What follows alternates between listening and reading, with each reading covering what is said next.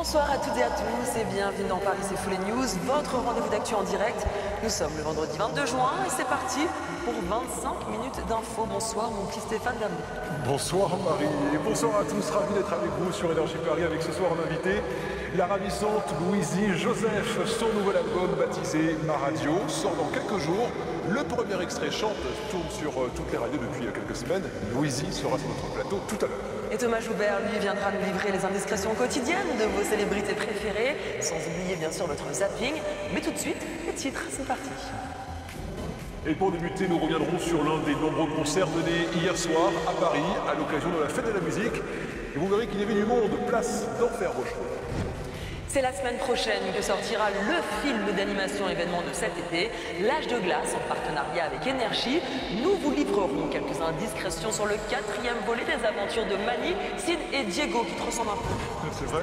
Et puis nous terminerons sur les sorties DVD de la semaine, avec au choix un biopic sur Margaret Thatcher, de l'aventure avec Voyage au centre de la Terre 2, et enfin le petit dernier chef-d'œuvre de Spielberg avec Cheval de guerre. Mais avant cela, l'image du jour, celle du prince le plus populaire de sa génération, on peut le dire. Et oui, le beau prince William est décidément l'exemple type du prince charmant. Après un sublime mariage d'amour avec la très séduisante Kate Middleton, il vient de recevoir hier, jour de son 30e anniversaire, un héritage, comment dire, assez conséquent de sa défunte mère. Oui, Marie, effectivement, lorsque Lady Di nous a quittés en 1997, elle a en fait légué le gros de ses biens à ses deux fils, William et Harry, donc à l'époque âgés de 15 et 12 ans. Une clause testamentaire stipulait qu'ils ne pourraient rien prendre avant leur 30e anniversaire. Des biens évalués à près de 24 millions d'euros. De quoi, je crois, se sentir à l'abri pendant de nombreuses générations à suivre. Ça fait du bien. Allez, on enchaîne avec d'autres infos. Des nouvelles stars dans le Petit Robert, un écureuil au musée Grévin et un gros succès pour Luc Besson.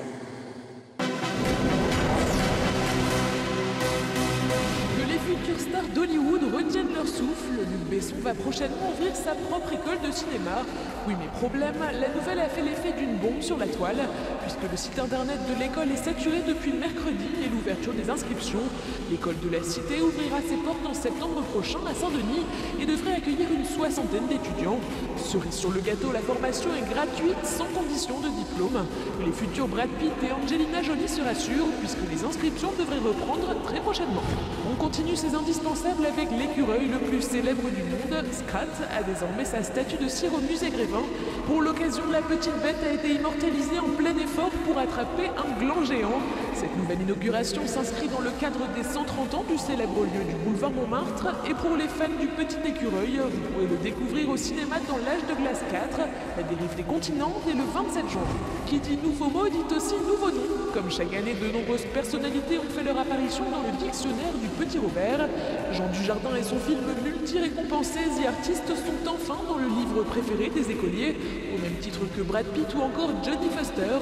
Autre entrée remarquée, celle de la très regrettée Amy Winehouse, disparue le 23 juillet dernier. Comme quoi les grands ont aussi leur place dans le Petit Robert. Allez, on continue en musique avec les nombreux concerts qui ont envahi la capitale hier soir pour la traditionnelle fête de la musique. Et cette année, s'il y avait un endroit où il fallait être, c'était dans le 14e arrondissement, plus précisément sur la place d'Enfer Rochereau, Stéphane. Oui, c'est clair, Marie. Les Twin, Carmen Maria Vega, Culprit Knives ou encore François and the Atlas Mountains. Bref, il y en avait pour tous les goûts, vous l'avez compris. Et bien évidemment, notre reporter choc, Alex Alimi, n'aurait raté ça pour rien au monde. Regardez. Salut les gars, c'est Twin. Oh yeah! C'est la fête de la musique, on est sur la scène Ricard. On est avec Énergie Paris. Big up, et voyez la suite. Ouais, big up.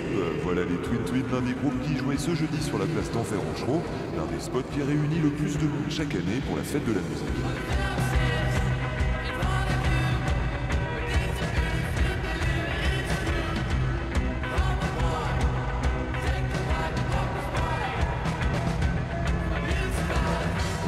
Aussi le groupe Concrete Knives, mais ceux avec qui l'on a bien sympathisé, ce sont les Twin, un trio déjanté qui fait un mélange de pop et d'électro-rock. Il est composé de 2 jumeaux et d'un beatboxer.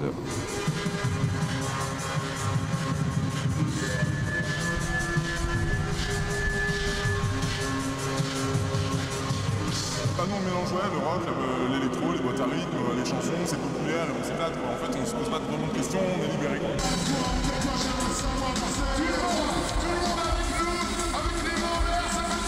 La fête de la musique, c'est comme une boîte de chocolat.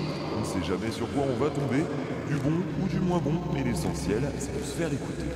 Mais grave, en fait, l'essentiel, c'est de jouer, donner son énergie, faire kiffer les gens, que ce soit dans un petit endroit ou une grosse scène, c'est la même chose. L'essentiel, c'est de se montrer. Et sinon, un souvenir de fête de la musique, une anecdote? Pour moi, la fête de la musique, toute mon adolescence, c'était l'errance. Avec tous les potes, on ne sait pas où aller, on prend dans toutes les directions. Finalement, on ne voit rien, on fait que marcher. Voilà, sachez que le nouveau clip des Twin Twin, comme toi, est dispo et qu'ils vont sortir un nouvel album prochainement. Et si vous n'êtes toujours pas rassasié musicalement, sachez que ce week-end, il y a les Solidays, mais aussi la Défense Jazz Festival, avec plein de concerts gratuits de midi à 2.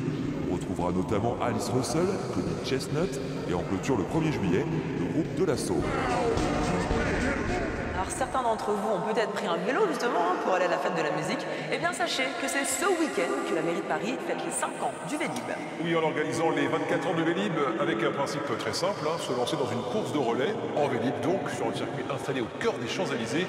400 vélos seront ainsi mis à disposition gratuitement, un événement pour toute la famille, avec des ateliers de découverte autour du vélo. Je rigole parce que je vois très bien. Oui, allez pas que tu blagues, mais pas de... Allez. Non, mais je vois bien faire du vélo ce week-end. Je fais très bien du vélo, bien je sûr, muscler ouais. mes petites cuisses.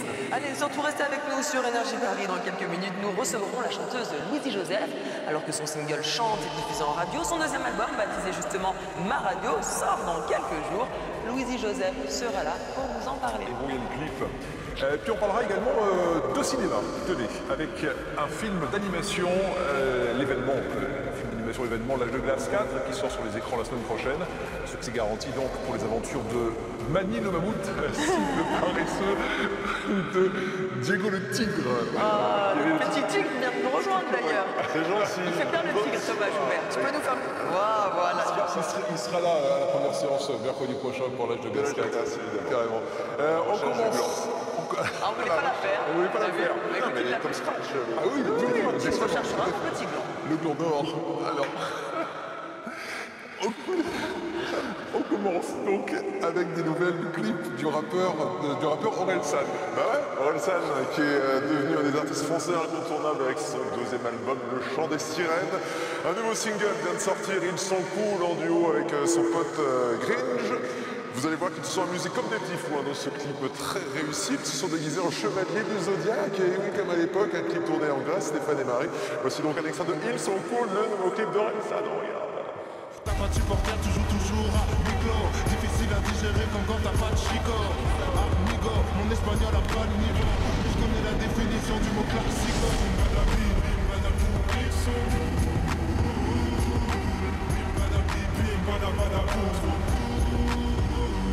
Et ça finit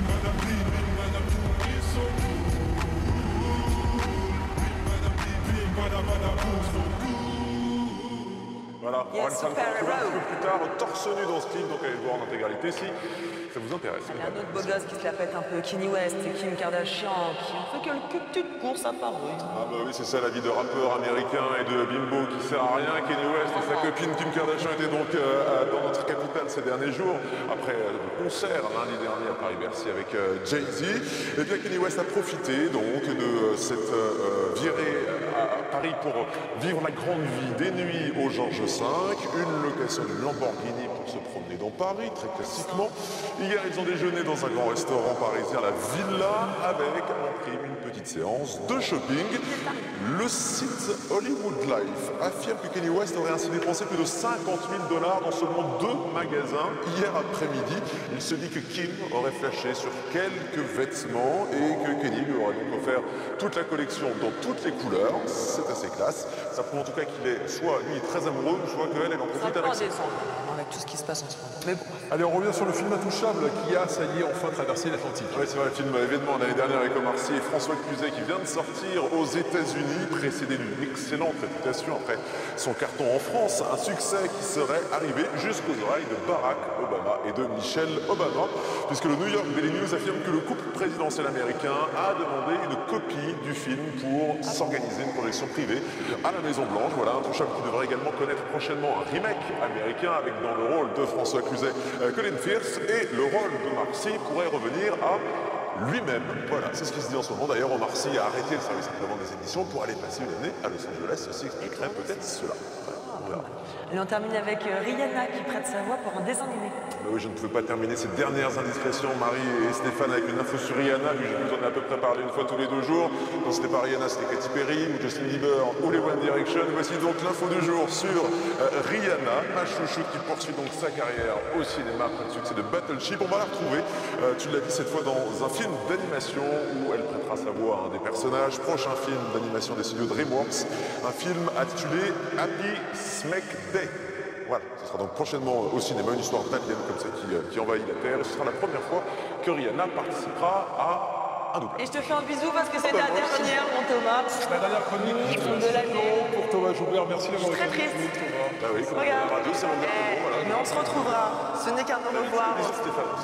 Ce n'est qu'un au revoir. Ce n'est qu'un au revoir, vous verrez. Sur une autre chaîne, Merci, Thomas. sur celle-là aussi. Allez, focus à présent sur une expo photo, celle de l'homme politique Olivier Dassault. On le connaît en tant que député, mais moins en tant qu'artiste. Pourtant, il a réalisé de nombreuses musiques de films et mis en musique le feu d'artifice en l'an 2000. Vous savez, sur la Tour Eiffel. Oui, et après l'Opéra Galerie de Londres, il expose ses œuvres à la galerie Johnson dans le 16e arrondissement de Paris. Un travail de démultiplication et de superposition d'images. Un travail contemporain, mais réalisé avec la méthode traditionnelle, qui est l'argentique. Vous le voyez, aux côtés d'Olivier Dassault, Serge Moati était présent, le voici, pour le vernissage donc, de cette exposition. Allez, du cinéma à présent avec l'imminente sortie d'un film d'animation devenu culte. Après l'énorme succès remporté par l'épisode précédent, place à l'âge de glace 4, la dérive des continents, qui est prévue en salle à partir du 27 juin. Effectivement, petits et grands attendent avec beaucoup d'impatience la suite des aventures de Scrat, l'écureuil préhistorique le plus célèbre de la planète et donc son gland, toujours fidèle à ses compères Manny, Diego et Sid. Le 4e volet s'annonce probablement comme l'un des gros succès de l'été. Nous avons eu la chance de rencontrer l'équipe du film lors de leur passage à Paris. Christophe Hullard, regardez. N'allez pas dire à votre prof d'histoire géo que c'est Scrat l'écureuil qui a causé la dérive des continents il y a des milliers d'années. Cette hypothèse fantaisiste bien sûr sert surtout de base au 4e volet de l'âge de glace, l'occasion de vivre de nouvelles aventures avec Manny, Diego ici. Excuse-moi. Je ne crois pas que ce soit toi. L'événement majeur qui lance le film vient donc de Scrat qui provoque une fissure des continents, ce qui conduit la Terre à se fendre là où vit Manny. Et à partir de là, le mammouth et ses amis Diego et Sid sont entraînés sur un glacier qui dérive au large dans l'océan. Que ce soit le temps que j'apprendrai, je vous retrouve. Malgré ce début un peu mélodramatique, la recette reste la même pour cet âge de glace. Humour, On m'a dit un jour que même quand tout se présente mal, il y a toujours un arc-en-ciel caché derrière les nuages. C'était avant qu'elle t'abandonne. Tout à fait. inventivité et illustration soignée. Hé, regardez, il y a vraiment un arc-en-ciel derrière les nuages. Avec de nouveaux personnages créés par Peter Dossed qui a une petite préférence pour... Captain Cut. Captain Cut, le bandit. Ça a été un vrai défi pour moi de le dessiner, de faire qu'un orang-outan ressemble à un pirate. Un méchant capitaine pirate qui aurait pu être un ours comme prévu à l'origine. Pas de souci en revanche pour la grand-mère de Sid qui a trouvé rapidement sa place dans le décor. Premier bain, le Pinelus. Et pour ceux qui n'auraient pas vu les 3 précédents films, comment les convaincre d'acheter leur billet pour ce numéro 4? Je leur dirais, donnez-nous une chance car nous avons vraiment essayé de projeter à l'écran quelque chose de pur, d'amusant, avec un message de fond. Et visuellement, ce film est spectaculaire, rien à voir même avec l'âge de glace 3. Donc si vous voulez voir ce film d'animation, surtout en 3D, vous allez passer un bon moment. Aventure et amour sont donc au programme de l'âge de glace 4, la dérive des continents qui sort le 27 juin. Une fissure causée ou non par notre ami Scrat, qui est en tout cas devenu une vraie star depuis ses débuts en 2002. Allez, on continue avec du cinéma et en cette veille de week-end, nous avons préparé une petite sélection des meilleures sorties DVD de la semaine, Marie. Un biopic avec la Dame de Fer, de l'aventure avec Voyage au centre de la Terre 2 et enfin le dernier petit chef-d'œuvre de Spielberg avec Cheval de guerre. C'est parti, Walter Santola. Chaque semaine, des dizaines de sorties DVD, on vous en sélectionne 3 pour passer un week-end enfermé sous les draps. On commence avec un biopic britannique et politique. Meryl Streep se travestit en Premier ministre du Royaume-Uni. Margaret Thatcher en toute intimité, une personnalité aussi adulée que détestée. Quand je pense à tout ce que je dois faire. Tu es insupportable, Margaret, tu en es consciente? Dennis, tu as épousé une femme dont tu sais pertinemment qu'elle a voué sa vie au service de l'État. Et il est de mon devoir... Attends, tes histoires de devoir. C'est l'ambition qui t'a mené jusqu'ici. L'ambition. Et ceux qui t'entourent, moi, les enfants, on n'a qu'à tous aller se faire voir ailleurs. On appréciera les nombreux bonus présents sur le DVD, le combo Blu-ray, un making-of et les coulisses du tournage, une plongée captivante dans l'histoire récente de la Grande-Bretagne. De qui est-ce la faute si on en est là?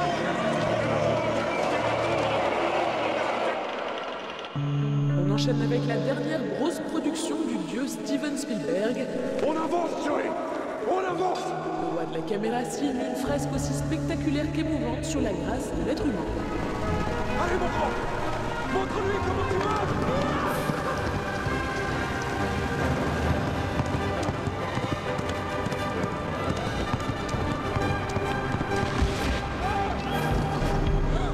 Si du côté du Maxiné, nous avons qualifié le film de romanesque guimauve, alourdi considérablement par une esthétique trop surlignée, il faudra reconnaître les bonnes critiques de nombreux confrères. Un simple making-of complétera l'aventure épique, vous les jugez. Et enfin, pour terminer, la suite de Voyage au centre de la Terre débarque en DVD. Brendan Fraser cède sa place à Dwayne Johnson, Vanessa Hudgens rejoint l'équipe pour une seconde aventure à la recherche d'une île mystérieuse. Je suis explorateur scientifique, bonjour, enchanté. Et lui, c'est un... Hank. Ouais. Donc, on voudrait aller à cet endroit. 2000 $ alors. Non, on a dit 1000 $. Eh bien, 3000 dans ce cas. Et je vous souhaite bonne chance pour trouver quelqu'un d'autre. Bon, allez. Vous prenez les cartes Visa? Un spectacle jubilatoire en 3D, des effets spéciaux, numériques efficaces et des décors fantastiques. Sans oublier les nombreux suppléments présents sur le DVD. Un divertissement ébouriffant à savourer en famille. Voilà, place maintenant à la musique et à notre invité à présent, après un premier album sorti en 2008, certifié disque d'or. Louisie Joseph revient enfin avec un nouvel album, Ma Radio, qui sortira le 2 juillet. Le premier extrait est déjà dispo depuis quelques semaines, baptisé Chante, avec un clip qui a été tourné dans le désert. Louisie, bonsoir. Merci beaucoup d'être passé nous voir. Superbe album, on peut le dire. On a eu un coup de cœur tous les deux. On l'a écouté toute la journée. C'est très sincère. Un album dans lequel tu t'es beaucoup impliqué, tant au niveau des paroles que de la musique. J'ai envie de dire qu'il était temps. Je ne voyais pas écrire du tout un texte racontant vraiment ma vie. C'est difficile de maquiller quand on parle de soi. Donc là, c'était pour le coup le moment de le faire. D'accord, donc là, c'est vraiment toi. C'est vraiment ta vie, c'est vraiment toi. C'est plus que ça. C'est-à-dire que écrire sur sa vie, c'est aussi écrire un peu sur ce que tout le monde vit. Parce que alors, une petite question. Je te coupe la chanson Revivre. Elle est super belle, cette chanson. Est-ce que c'est après un chagrin d'amour? On a l'impression que c'est ça? Non, alors c'est quoi? Je l'interprétais comme ça. Non, c'était le retour chez moi, en Martinique, au bout de 17 ans, qui a mis du temps à s'écrire, en fait. Parce que je crois que quand on est jeune, on a besoin d'écarter tout ce qui fait partie de nos origines, de notre culture, pour pouvoir tout remettre à sa place. Et c'est ce que j'ai fait, en fait, quand je suis retournée chez mon père, en Martinique, et que j'ai pris un vrai coup de... Ça y est, là, tu t'es ressenti. Je sentais que c'était chez moi, donc il fallait que j'écrive ce punching ball, ce moment que j'ai vécu. Et une autre chanson pour laquelle on a eu un vrai coup de cœur avec Marie, c'est le message de nos pères, qui a été un message très fort. Merci pour l'auteur de cette chanson. Ça, il y a les poils qui se lèvent pour l'écouter. Oui, en vrai, il fallait que je la chante. Elle était faite pour moi. J'ai découvert cette chanson avec Monsieur Thomas, qui est un artiste, en tout cas, qui n'est pas encore on n'entend pas parler de lui, mais quand il a écrit cette chanson, je l'ai rencontré parce qu'il avait fait une chanson qui s'appelait Les Jeunes de mon quartier. Et je me suis dit, j'admire son écriture et il fallait qu'il m'écrive quelque chose qui me corresponde. Et alors, il y a une chanson, si on m'avait dit, qui avait été écrite par pour Alpha Blondy. Ouais. Comment ça se fait qu'elle se retrouve dans ton album? Le pouvoir.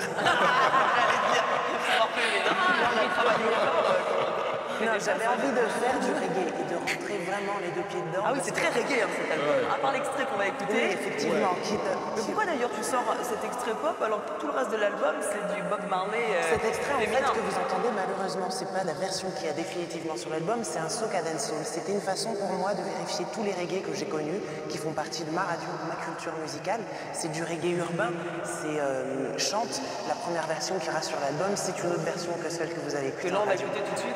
Par exemple. On part dans le désert. C'est un peu compliqué. Un extrait du clip Chante, premier extrait. Mais qui ne sera pas celui de l'album. Ma radio de Louisie Joseph, regardez. Donc.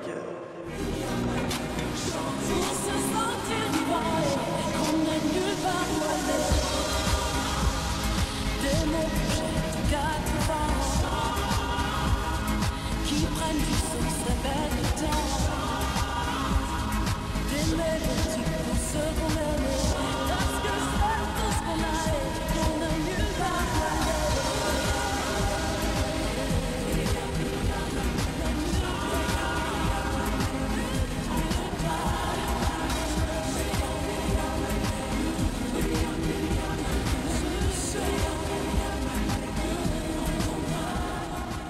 T'as pas eu trop chaud dans le désert pour ton match de Tout l'inverse. Je fais bien la comédie. C'est vrai. Il faisait très très froid. Il y avait un vent, ouais, mais vraiment.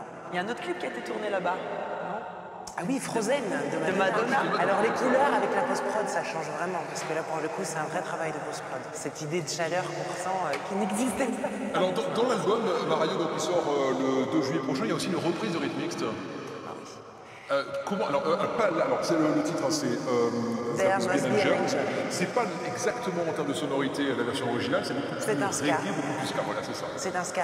Il fallait que je reprenne cette chanson, elle fait partie de ma radio, elle fait partie des chansons qui m'ont dessinée en tant qu'artiste. Et quand j'étais petite, j'essayais toujours de faire si ça marchait, je continuais à chanter toute la journée.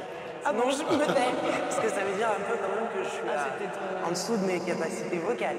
Donc il fallait que je teste cette chanson tous les matins. Ça a été ma chanson pendant un moment qui m'accompagnait. Et quand j'ai rencontré mes musiciens, on a tellement eu cette alchimie sur le reggae que je leur ai dit, il faut que je trouve une version pour cette chanson. Et hier, j'en ai écouté au moins 30 qu'on a essayé de faire. Et c'est celle-là qui est la plus évidente. Ça n'a pas touché la ligne mélodique de la chanson, mais derrière, c'est du reggae. Alors, question très difficile pour les artistes, mais j'aime bien la poser parce que comme ça, quand je l'écoute, au moins, je pense à vous à chaque fois qu'il avait chanté les artistes. Laquelle de ces chansons t'as un petit coup de cœur particulier? S'il fallait en choisir une, allez. Bizarrement, je vais dire si on m'avait dit. C'est pas moi qui l'ai écrite, mais cette chanson, elle met le doute sur tous les chemins qu'on peut prendre dans la vie et on peut tous faire ça à un moment donné, mettre sa vie en parallèle en disant si j'avais pas pris cette décision ou si on m'avait prévenu, qu'est-ce que j'aurais fait? Trop destin, toi, tu penses que tout est écrit, tout est tracé? Regarde, j'ai tous mes doutes autour de mon cou, de mes poignets quand même, oui. Et alors Louisa, on a entendu avec Marie parler d'un duo avec le chanteur américain Jason Derulo. Qu'est-ce que c'est cette histoire? C'est vrai? Non, mais en vrai, j'ai eu beaucoup de chance parce que je crois que ce titre, comme beaucoup d'artistes, j'aurais aimé dire moi, je veux une rencontre qui me fasse vibrer, et puis un Américain peut-être avec qui je vais chanter. Ça n'a pas du tout été le cas. Là, c'est la chanson qui m'a séduite. Et on n'a pas eu l'occasion de se rencontrer physiquement. Mais quand on m'a fait écouter cette chanson, j'ai voulu tout de suite écrire un texte dessus, puis on m'a expliqué qu'en fait, Jason Derulo avait lui-même écrit son texte, et ça marchait. C'était vraiment quelque chose d'évident à aller chanter ensemble. C'est le prochain extrait de l'album? Donc ça va pas se faire.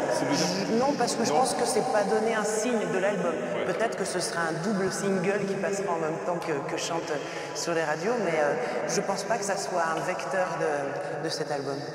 Bon, alors pour cet été, qu'est-ce que tu as voulu faire pour cet été? J'ai entendu dire que tu partais pour une tournée. Oui, je pars pour une tournée. Alors j'ai l'honneur de faire partie de ce concours en fait qui s'appelle Les Voix de la Chance, c'est d'être la marraine pour la deuxième fois de cette aventure. Alors je vais avec beaucoup de plaisir vraiment faire ces 19 dates et je commence à Dieppe.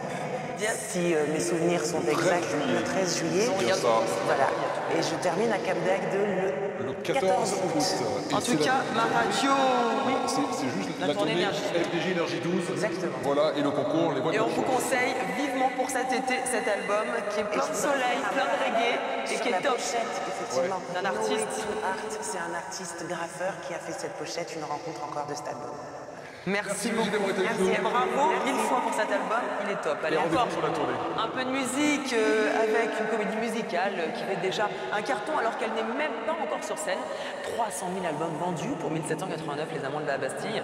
Et alors que les deux premiers singles tournent sur toutes les radios, le troisième clip s'est tourné lui à Versailles sous la houlette de Giuliano Peparini, metteur en scène du Grand Cirque du Soleil. Une scène au balcon, des baisers langoureux et des perruques, voilà donc à quoi ressemblera le clip de Je veux le monde, un hymne féministe qui sera donc à découvrir le 2 juillet prochain, tenez, c'est le jour de la sortie d'album de Louisie. Pour le spectacle des Amants de la Bastille, il faudra donc patienter encore un petit peu, le 29 novembre prochain, ce sera sur la scène du Palais des Sports à Paris. Voilà, c'est la fin ce soir donc de Paris c'est Fou les News, la dernière de la saison en direct, et on voudrait remercier toutes les équipes qui tout au long de l'année ont réussi et ont réalisé cette émission. Voilà, un grand merci à Lionel Morel, à Marie-Leila, à Ben, le chef plateau. On ne peut pas tous les citer parce qu'il y en a énormément, mais en tout cas merci à tous, on a pris énormément de plaisir d'être avec vous tous les soirs en direct. Merci à Claire, merci à Rodolphe, merci à Maël, merci à Sébastien. Ah, voilà, il se rappelle. Et à Marie-Leila, évidemment, Colin, et à tous les autres. Merci à vous, peut-être à la rentrée. Mais bien sûr, on va se retrouver pour de nouvelles aventures. À bientôt.